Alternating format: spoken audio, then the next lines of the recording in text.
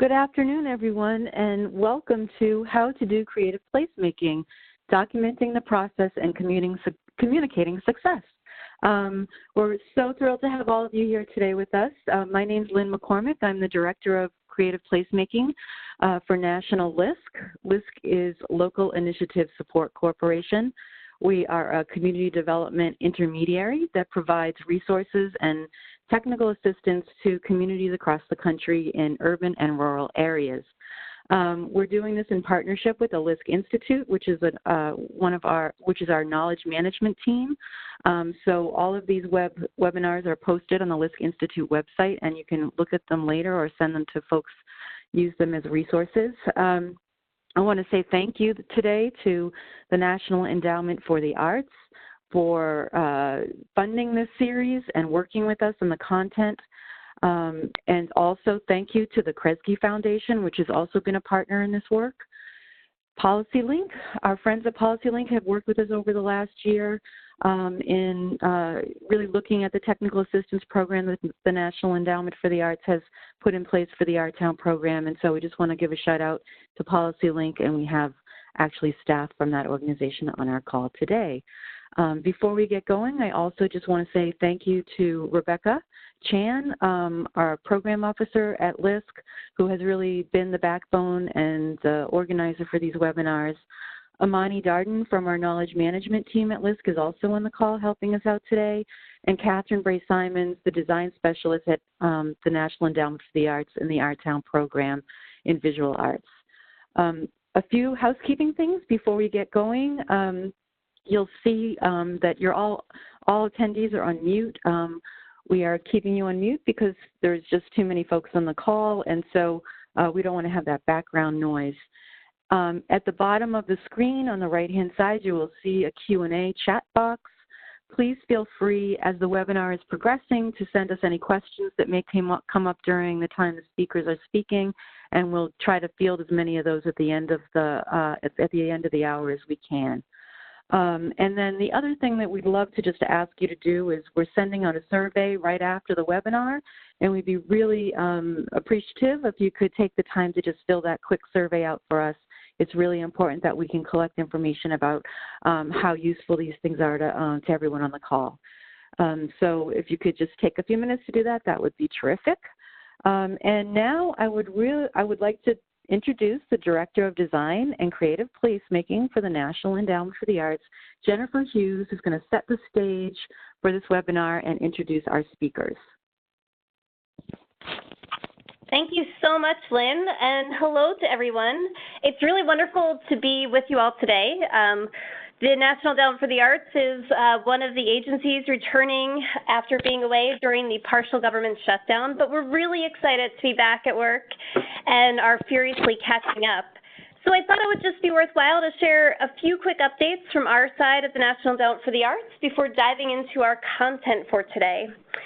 So we've recently updated our Creative Placemaking resources page on arts.gov, continuing to track all the wonderful work of knowledge building grantees and field leaders who are furthering creative placemaking. We'll be sure to share that direct link to the webpage following today's webinar. On it, you'll be able to navigate through new toolkits, curricula, and case studies that might be a really helpful resource as you embark on your local community work.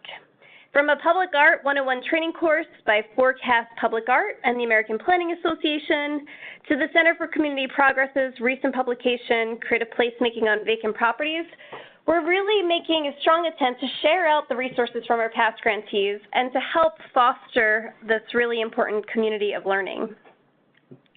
Also, at the NEA, we're finalizing review of the Art Town grant applications that were submitted back in the fall of 2018, and we'll be announcing those grants come May. We're really inspired and excited by the diverse applications in this year's pool from communities of all shapes and sizes across the country.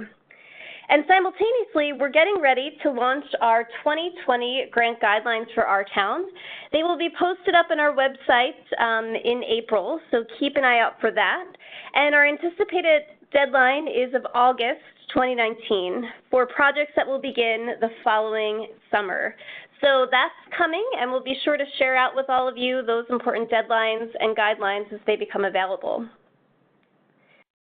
So getting back to the subject of today's webinar, Documenting the Process and Communicating Success, is focusing on a particularly important topic in creative placemaking.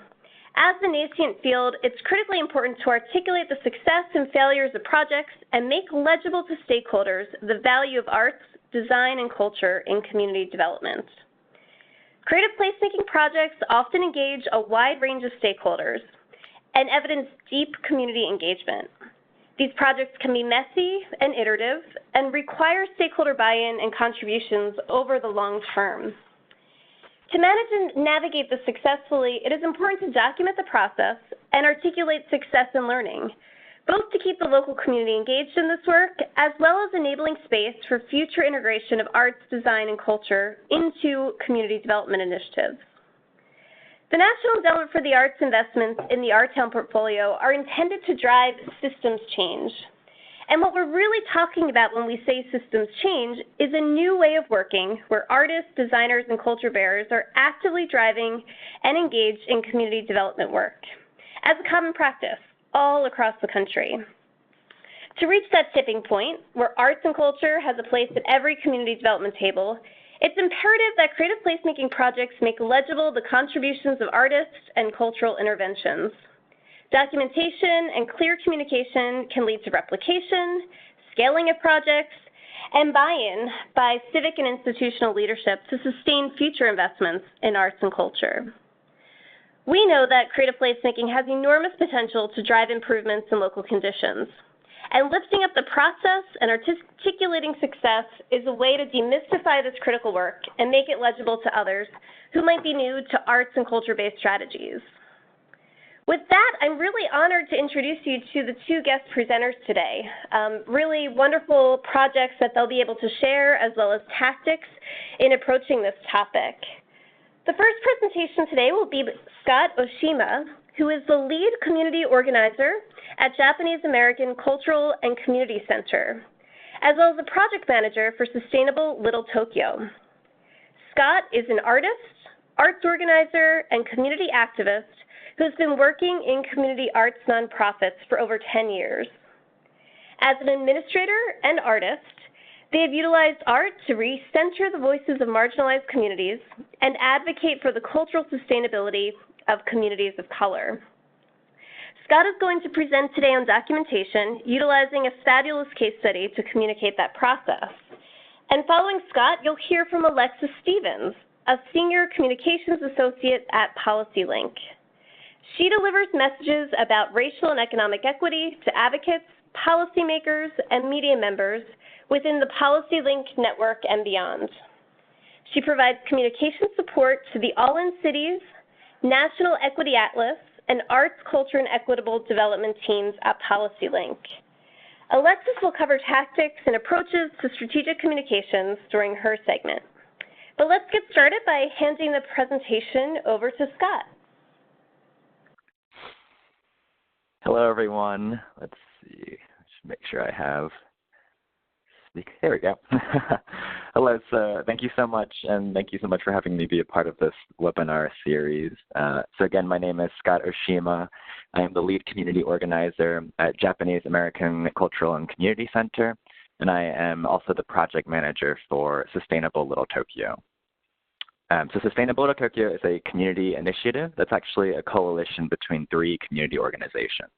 So Japanese American Cultural and Community Center, as well as Little Tokyo Community Council, which is a nonprofit advocating for our neighborhood with all of our community stakeholders like residents, business owners, institutions, et cetera.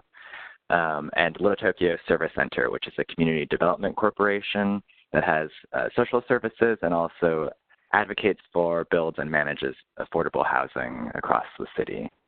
So Sustainable Little Tokyo, it actually began in 2013 in response to the announcement of the Metro Regional Connector Station in the heart of our neighborhood. It's set to be the second busiest transit hub in all of LA County. So the community having already experienced the displacement caused by the Gold Line station, another light rail station in our neighborhood, kind of knew that we were at a crossroads. And so we needed to really work together to envision how we wanted to grow as a community. So we formed a coalition of organizations and people who really care about Little Tokyo, and really focused on the 3 remaining pieces of public land left in our community.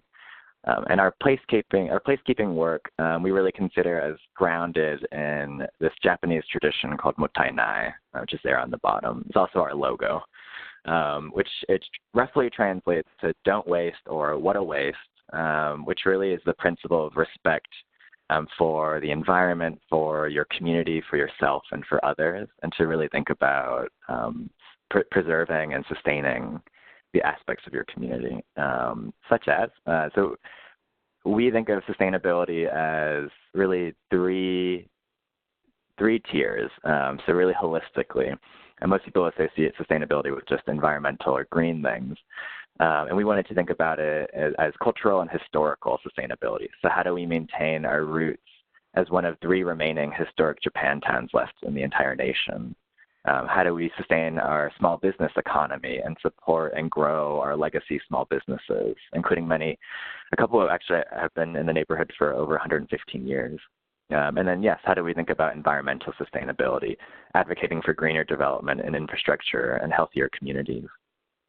Since creating this, what we call the Sustainable Little Tokyo Community Vision, the project, which is really development-driven, the project evolved into various community-driven projects that really work to strengthen the community, but also advocate for that longer-term community vision. So I'm just going to run through a couple examples of the work. We have so many projects.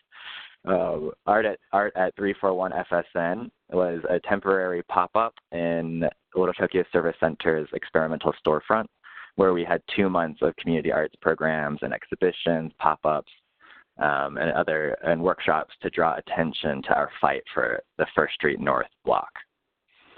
There is Fandango Gon Festival, which is one of my favorites. It is a festival reconnecting our Japanese, African, and Mexican American communities around circle dance and music, which are all communities that have always intersected in Little Tokyo. And public art projects like Windows of Little Tokyo, which was commissioning temporary artworks on windows across the neighborhood. And Little Tokyo Little Produce Stand, which was a pop-up that offered affordable local organic produce to make our neighborhood more equitable and healthier. So those are just some examples of the work that we do, and I'm here to talk about Takachizu. So Little Tokyo Service Center received funding from the Art Place Community Development Investments to incorporate art and artists into their community development work, and created the project Plus Lab. So one of their first projects as a part of Art Place was what's called community asset mapping, and we created a project called Takachizu in partnership together. So asset mapping, just to kind of break down, this is from Kofi Boone's article. So asset mapping is an important method used to engage communities in the documentation of their own places. So really working with communities to identify and document their own neighborhoods. It also allows for the documentation of physical and non-physical assets. So instead of just landmarks and buildings, it was also memories, stories, images. And then asset mapping supports community-based development strategies built from community-identified strengths. And so that is a thought that there are a lot of assets, there are a lot of important things in a community. It's not all about what's missing or what is in need.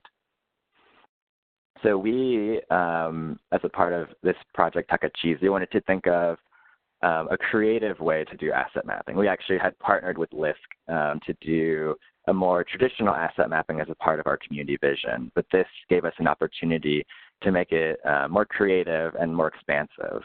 So Takachizu is a fake word that it's actually a combination word that is from takara, which is treasure, and chizu, which is map. And so Takachizu was really an artist-driven project that was a show and tell gathering space to really identify and reflect on what was most valuable in our neighborhood, and not only what needed to be protected, but what we wanted to grow and strengthen. And it was driven by two artists, Maya Santos, who is a multimedia artist, and Rostin Wu, who is the lead project manager and artistic designer, working with Tiffany Tran, a graphic designer, with consultants Teresa Huang and then our producer Dominic Miller. So just a shout out to all of the artists that were involved. So we collected those treasures through these show and tell gatherings. So for 6 months, we had dozens of workshops where the community could come and really bring their treasures. And a lot of the gatherings were themed, and treasures that we collected at one gathering would inform the next gathering's theme. So just as an example of the many different kinds of gatherings we had, here are a list. Here's a list. And for us, so all the gatherings took place in a pop-up community space in a building that was set to be demolished for the future Terasaki Budokan Recreation Center in our neighborhood that Little Tokyo Service Center is developing. And they were really meant to strengthen partnerships with our community, with groups that we may have already worked with, but also groups that may not have been involved.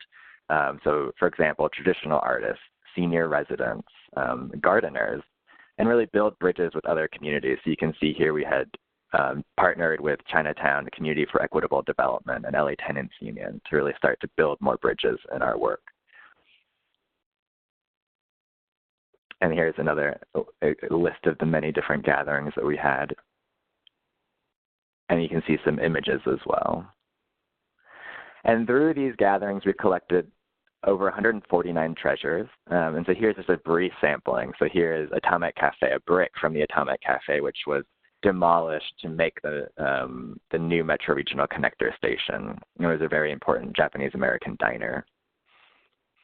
There's Fugetsudo, an image of Brian Kita, who's the third-generation owner of our longest operating business in Little Tokyo. And the Wolfskill grapefruit tree, or what we call Sunny, which is a 150-year-old tree and a remnant of the citrus groves that were in downtown before we were Little Tokyo. And so here's a little summary of over 149 treasures, including legacy businesses, theaters, institutions, museums, but also stories, poems, memories, photographs. It's actually really incredible. And so that's just to give it some context of the work, but I wanted to chat, obviously, more specifically about our documentation and communication strategies. So for our team, what was really important in guiding everything that we did were really setting our project goals. So what were the goals of, in this case, Takachizu? And that will really determine your outreach, your communication, your marketing, and as well as the documentation. And then a major question, of course, is who is the community? How do we define community? And who is our audience? How do we work to include them? And then what really needs to be documented? And it's also quite important for us to consider what does success look like. That will also guide, how much outreach do you need to do? Is it about quantity? Is it about quality? Is it about getting a particular group in the room? So for Takachizu, our goals were to give guidance and focus on the ongoing community vision, to identify and reflect on what was most valuable and celebrated in Little Tokyo, and to invite community members to share their treasures in a group setting, and that those treasures were documented and shared in a temporary exhibition and an online archive. So in terms of who the community and audience, we really wanted it to be inclusive. You can see this little snapshot on the right of some of the folks that have submitted treasures, that we really wanted it to include, anyone who really cared about the community. It could be a resident, a worker, a business owner, or even a shopper or someone who just visits Little Tokyo often.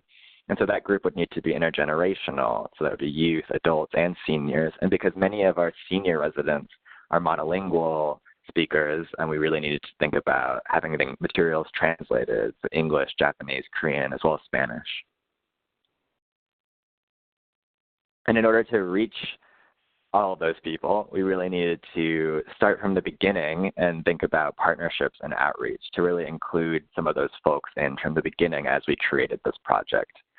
And so we really wanted to collaborate and uplift with what was already there in the community. And we actually hired a partnership coordinator from a partnering organization to really oversee and build a lot of those partnerships. You can see on the bottom right just a little glimpse of the kind of horrifying, enormous living spreadsheet that we had as we tried to find and secure partnerships.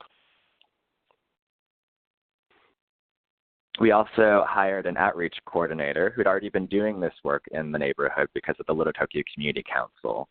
I really love this quote from Verne Myers, which is more about the difference between diversity and inclusion, but for us, really, I think speaks to the inclusive nature of this work, that diversity is being invited to the party just to come and, enjoy, but inclusion is actually being asked to dance or actually build the table in some ways. And so getting folks in and involved from the get-go means that they are onboarded early, they understand the project, they can share it, they can actually help shape it and feel invested in it. And it's also important for us to note that both those coordinators, the partnership and outreach coordinators, were paid positions. So we really wanted to honor the labor and work that required. And then for what needs to be documented, it was a little bit twofold for this project because it was obviously a community treasure archive, so we needed to document treasures, but we also needed to document the process. So I'm going to call that documenting treasures and documenting the documenting. So for documenting the treasures, we really wanted to consider anything could be a treasure, or everything. So that needed to be photos, documents, objects, artwork, stories, memories.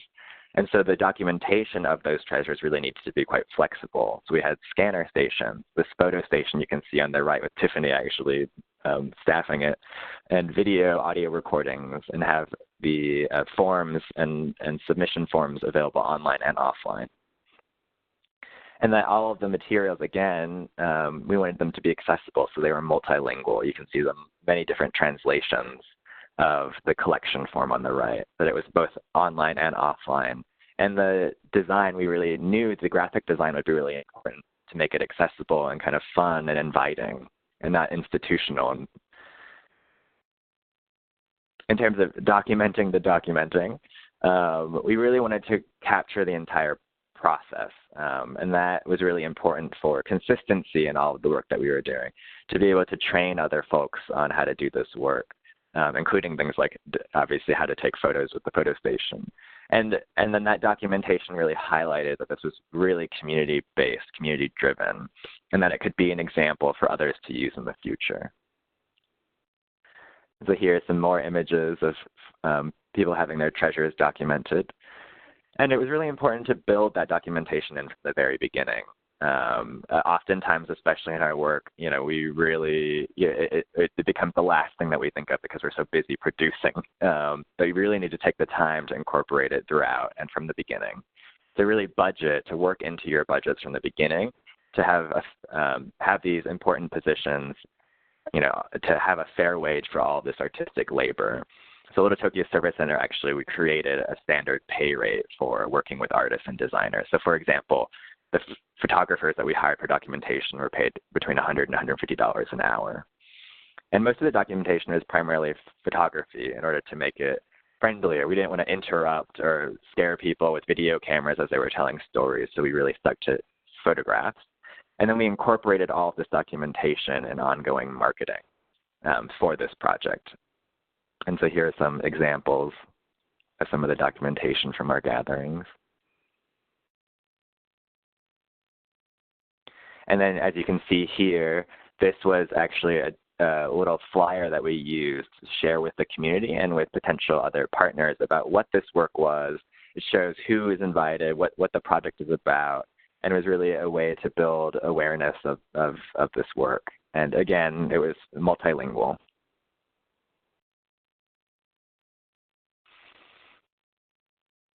And it also required really a multifaceted marketing strategy. So we had hired specific artistic designer, a graphic designer, social media coordinator, as well as all of our existing in-house marketing staff to really make sure that we could cover a lot of ground. But this was really worked in from the beginning. And that we had a mix of both online and offline marketing. So we had flyers all over the community and windows all around the neighborhood, in important community centers and spaces, at popular restaurants and coffee shops. And then online, we had social media. We had a Tumblr page that was constantly updated, and eventually a website.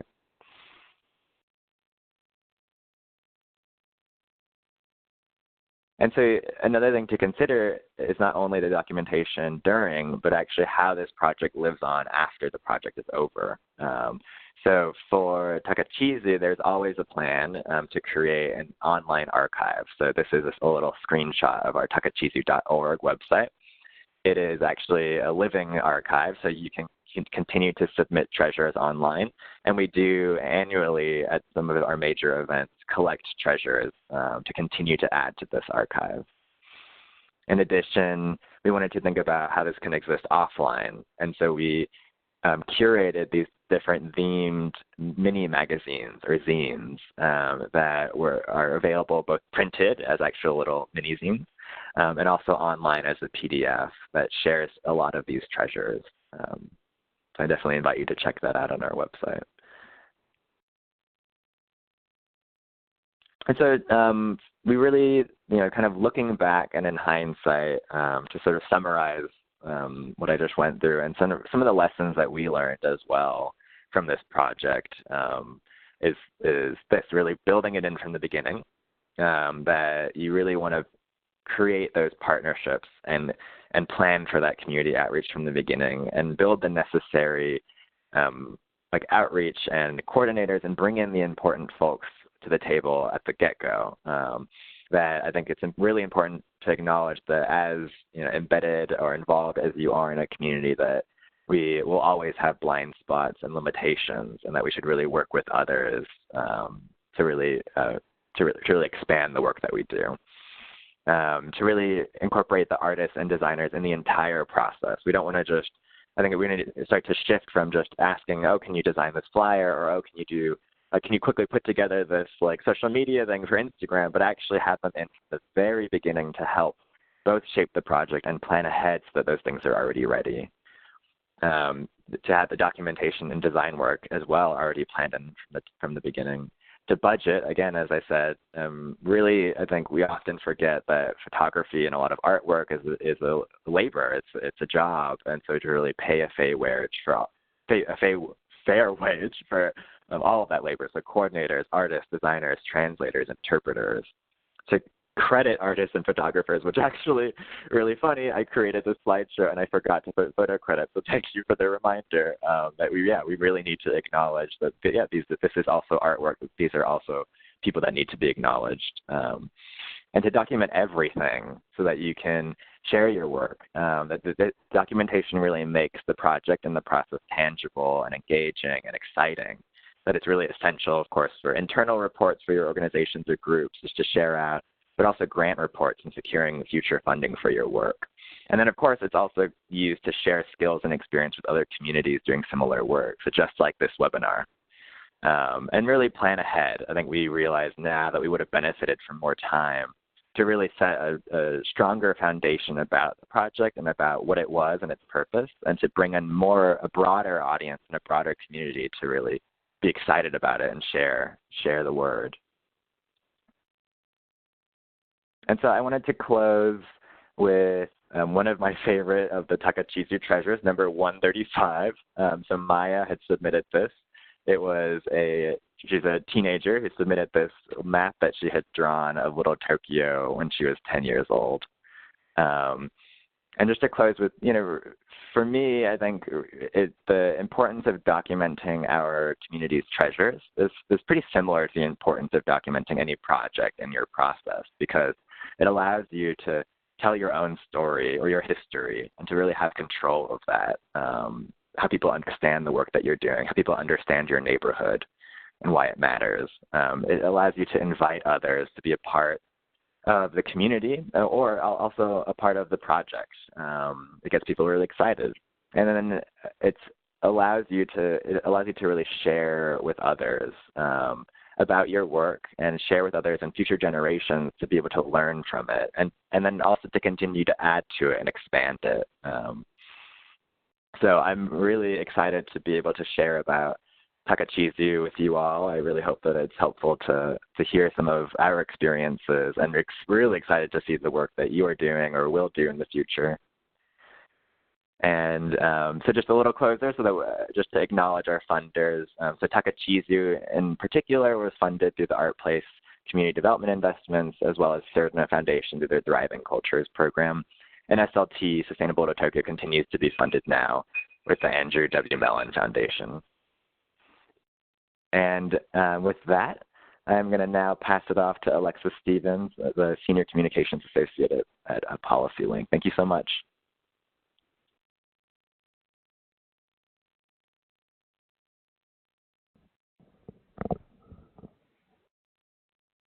Hi, everyone. My name is Alexis Stephens. I'm a Senior Communications Associate at PolicyLink, working with a lot of our different teams, but in particular today, I'm going to be talking about our arts, culture, and equitable development work. So as a refresher, PolicyLink is a research and action institute advancing racial and economic equity. And we really believe and lift up and magnify arts and culture as a core component and approach to our equitable development work and movement building. Today I'm going to talk to you about the elements of a communications framework using an example from our Arts, Cultural, and Equitable Development Initiative. One of our core initiatives is to support equitable policy changes in 6 places across the country. This work is funded by the Kresge Foundation and has been going on since 2015. One of the places that we work in is Oakland, California, which is also the home base for PolicyLink. We have been providing technical assistance to the Oakland Creative Neighborhoods Coalition as they advocate for greater investment in communities of color.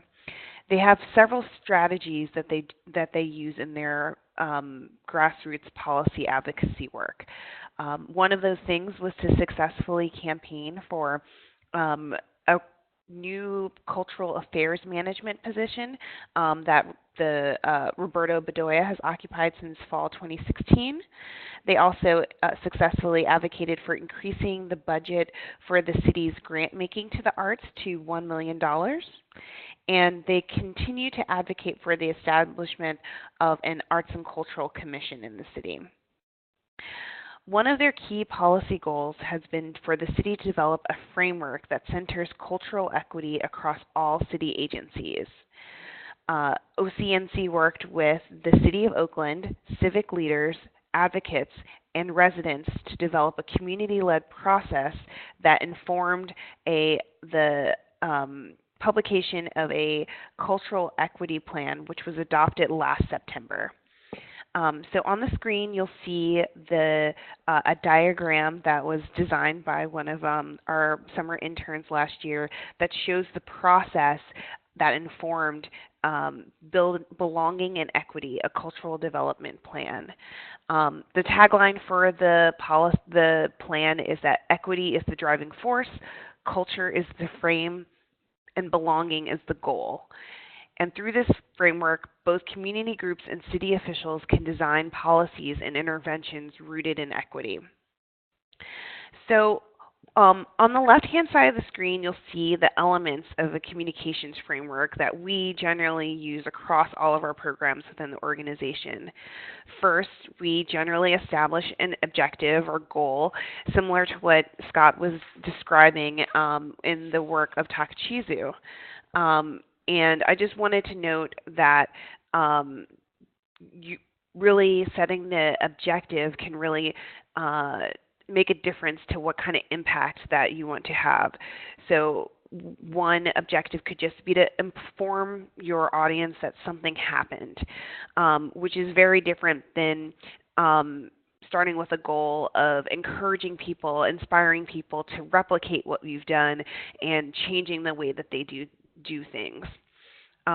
So our objective, both in describing and sharing the work of Oakland Creative Neighborhoods Coalition, and to just advocate in general about the impact that cultural equity plans can have, was to have other cities adopt this planning tool modeled after Oakland's community-led process. So the second thing that we did was to think about the key messages that were really going to guide all of the communications that we did. And the key messages that we landed on was to really make sure that people understand that cultural plans can help cities identify their cultural assets. They can help to structure partnerships within agencies in different sectors. They can help cities set their own cultural equity goals.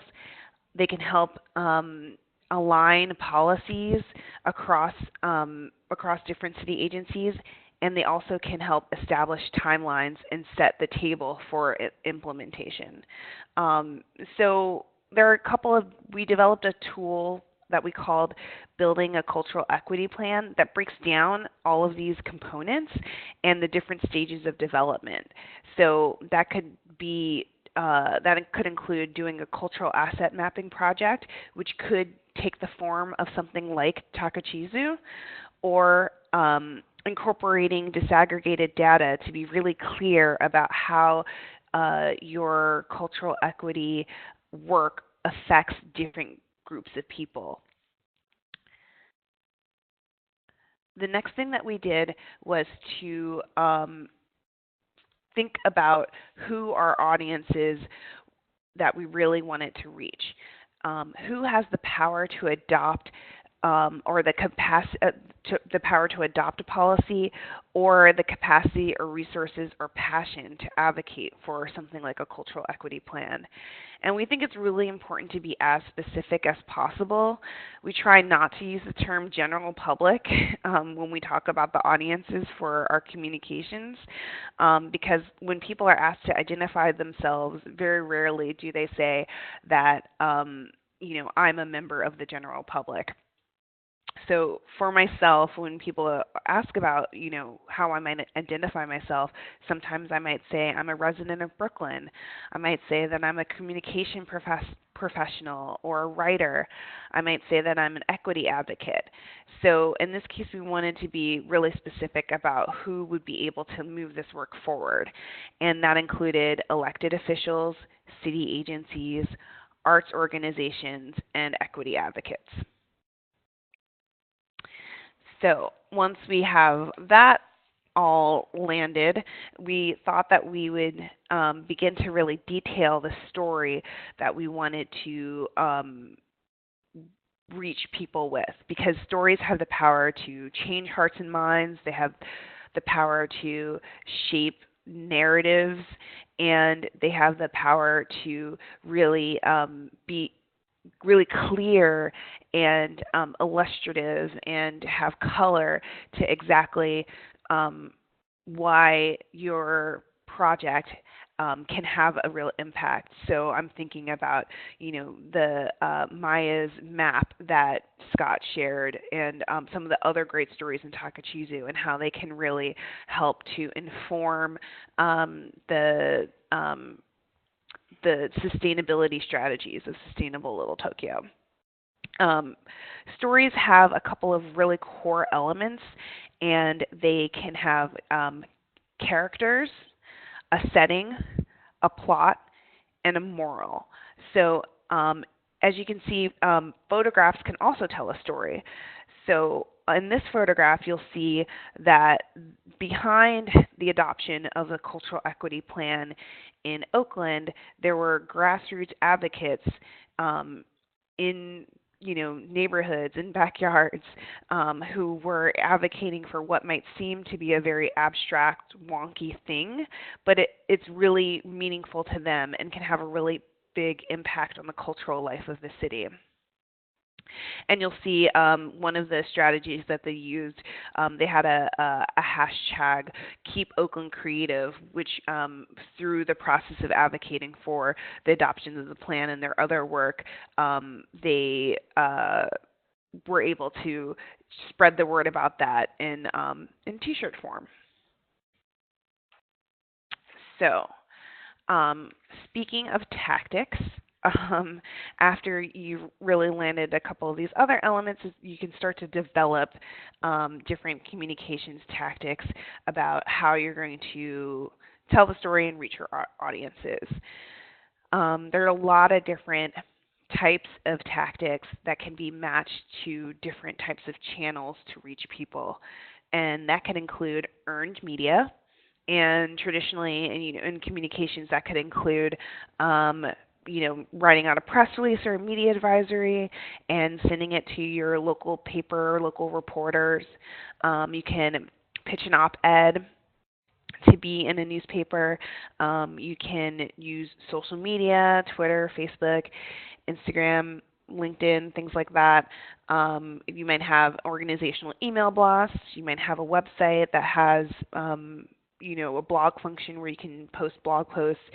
And there's also in-person opportunities like events or conferences.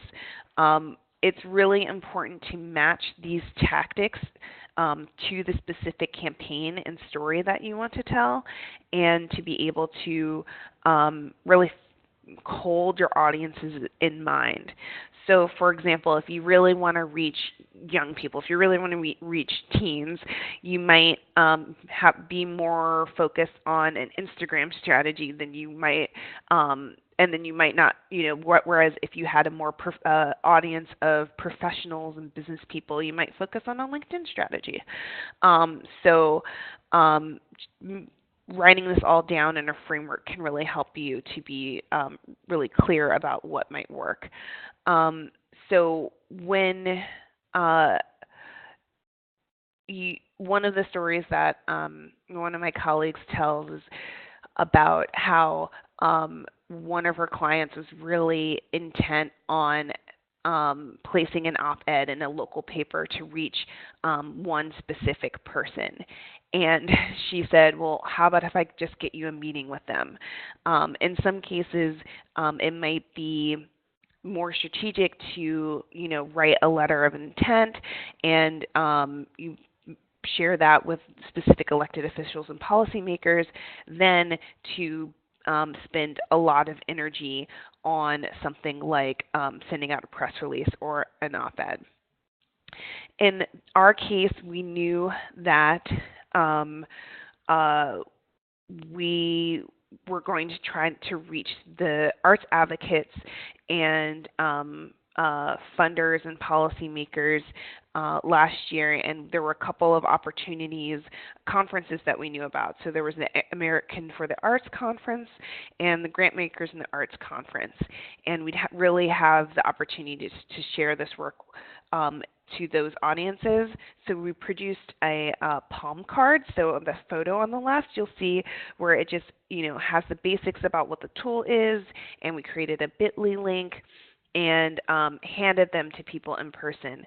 We also, did some targeted social media campaign. We knew what the conference hashtags were going to be and tagged them, so all of the people who were attending the conference would be able to see and share the tool. We also, sent out a dedicated email blast to our Arts, Culture, and Equitable Development group. We shared it to the Cultural Resource Network.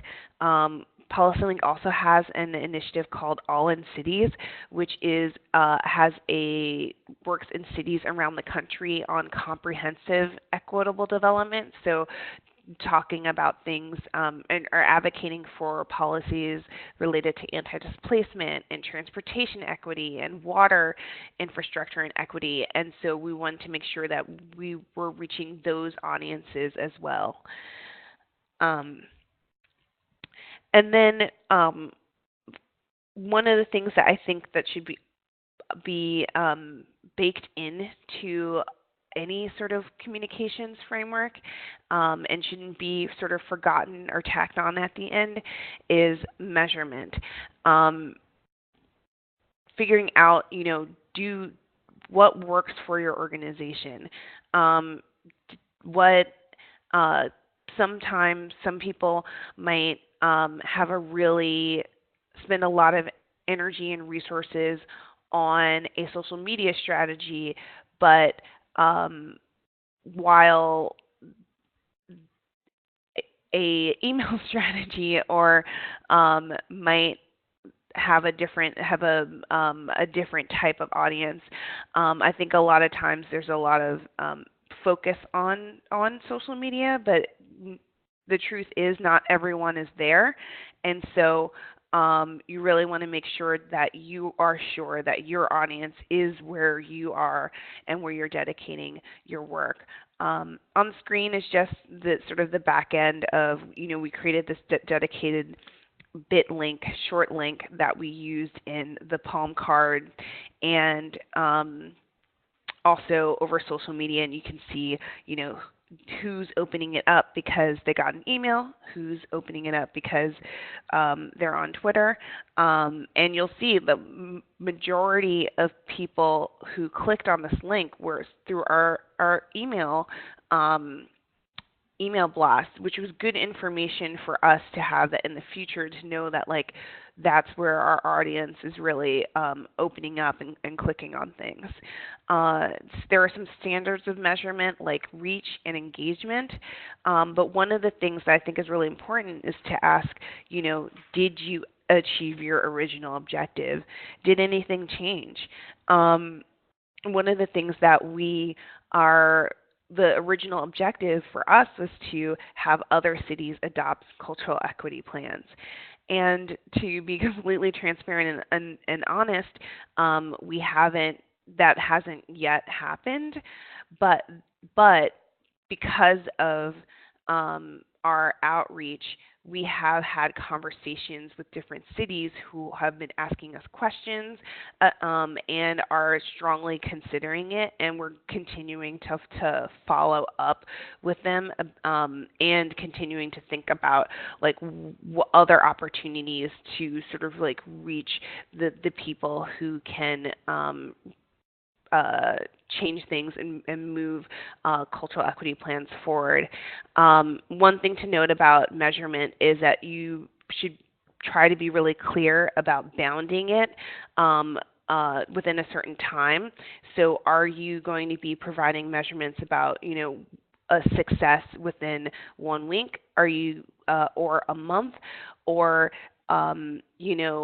is it really when you've achieved your objective when you're going to stop measuring? So that's just one thing to keep in mind. And also know that it's possible to achieve success by just simply, inspiring people to think in different ways. Think about grassroots campaigning in different ways, thinking about their neighborhoods in different ways, and just sort of changing the way that they approach things, even if it's not exactly the way that you did it in your creative placemaking project. So with that, thank you. I'm really thrilled to participate today, and I am going to pass off the presentation. Let me see if I can figure out how to do that. Give me one second. Hi, this is Lynn, and Rebecca will do that, Alexis, I think you're. Thank you. Yeah. Okay. Thank you both so much for these amazing, detailed, and really rich presentations. The work is really deep and incredibly important, and so both presentations were amazing. I'm going to just remind our audience that we are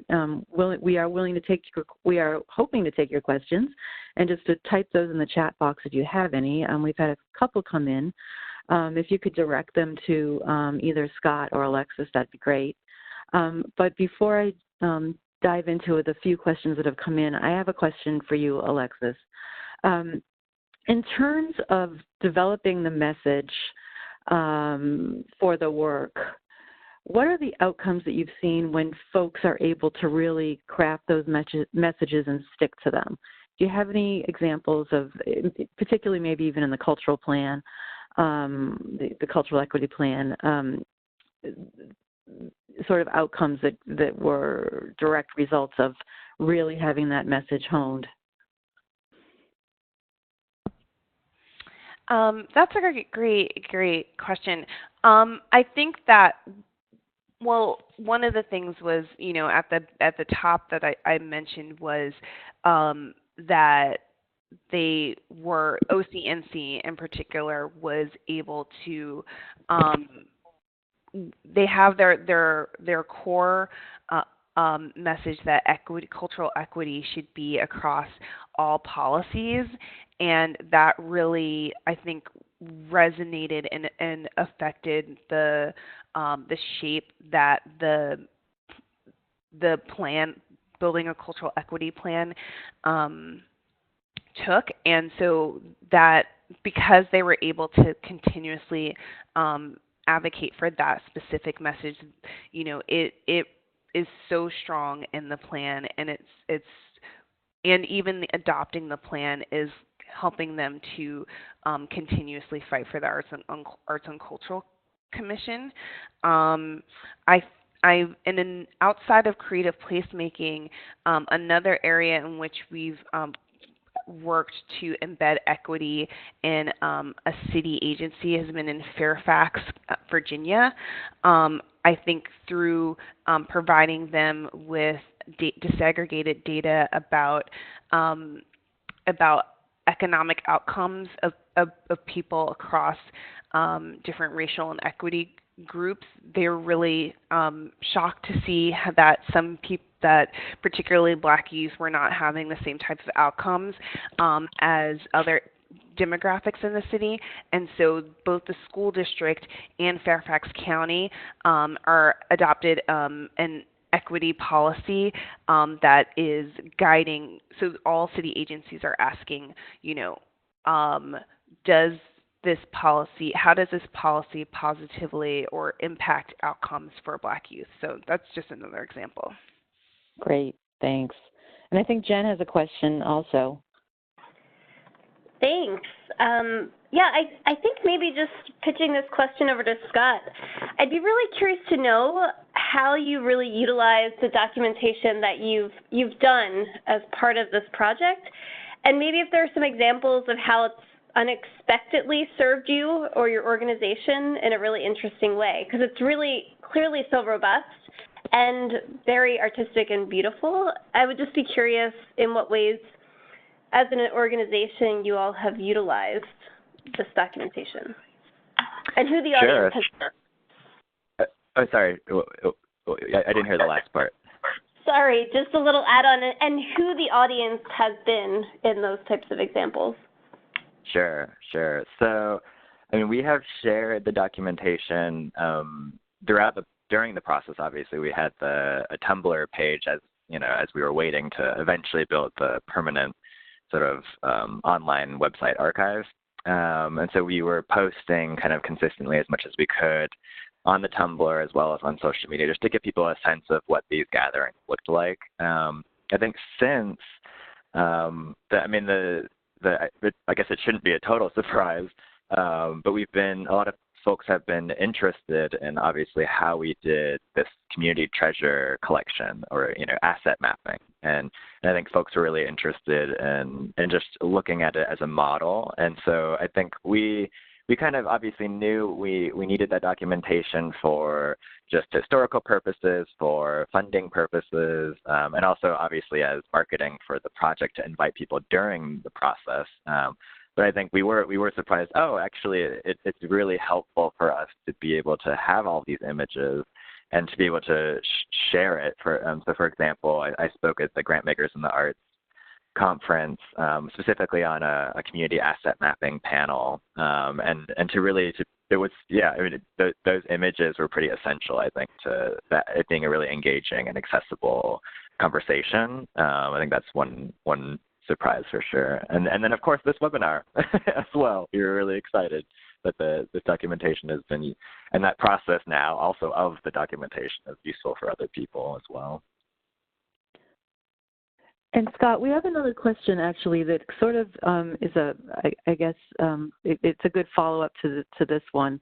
From Pax Bobrau. Sorry if I hope I pronounced your name correctly, but The question is, you had great funding for your project.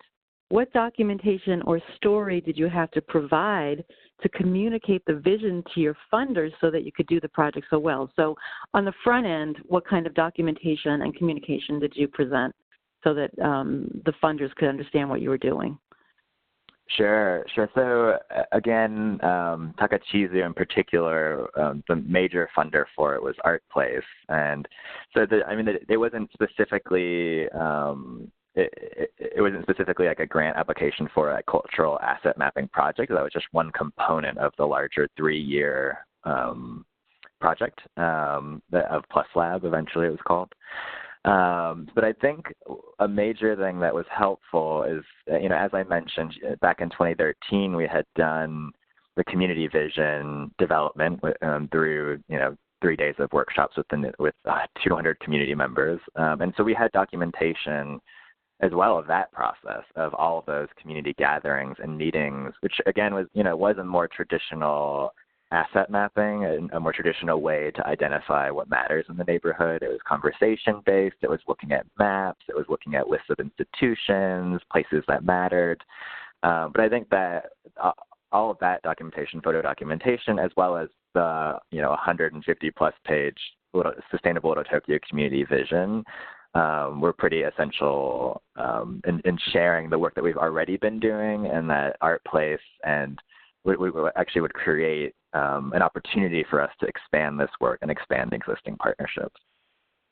Great. And then a couple of other quick questions just about the project, and then I think we're going to have to wrap up. One from Lisa Gilliff, which was, how long was the entire process? And then also another one from Casey Lauderdale. Do you have any advice on how this could be scaled up to a citywide level? And those aren't necessarily documentation or communications questions, but I thought Sure. we'd like to get those in. Sure. So for Takachizu, the entire process was about 3 years.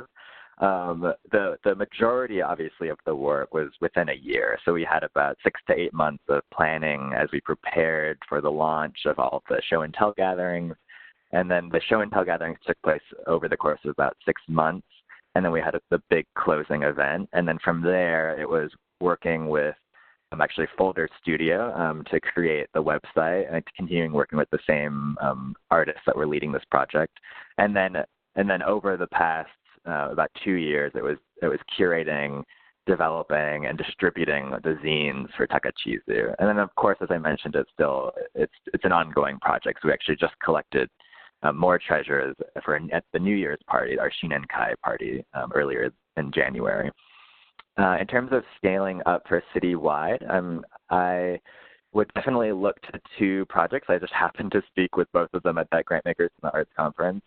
So here in LA, there is the Promise Zone Arts, which was led by the City of LA's Department of Cultural Affairs in partnership with the Alliance for California Traditional Arts, or ACTA, with LA Commons. And so they did, and actually currently are in their second year of community asset mapping in central Los Angeles. So looking at like Little Armenia, Koreatown, East Hollywood as an example. So I would definitely look to them.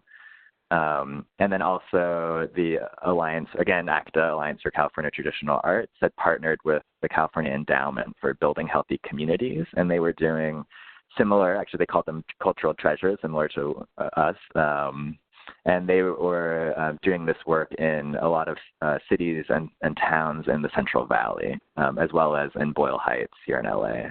So yeah, those 2 I think would be really great examples of scaling up to a larger level, but still mostly neighborhood-based. Great. Thank you. Thank you so much, Scott and Alexis, for this amazing webinar. It was really great, and we just enjoyed it so much. So I just want to put in a plug for our next one on March 13th, 2019, obviously. Hiring and contracting artists, RFPs, calls for entries and commissions. And I hope those of you that have joined us today and have joined past webinars will come on this one and bring your friends to the next one. And the registration is just below LISC.org with that long long title there, but please just go back to the website and register for our upcoming events. And thank you all so much for joining us today. We really appreciate having you and hope that these have been helpful, and please fill out our survey. And Jen, do you want to say any last words? No, just thanks for joining us, and hope to see you all again next month. Thanks, everyone.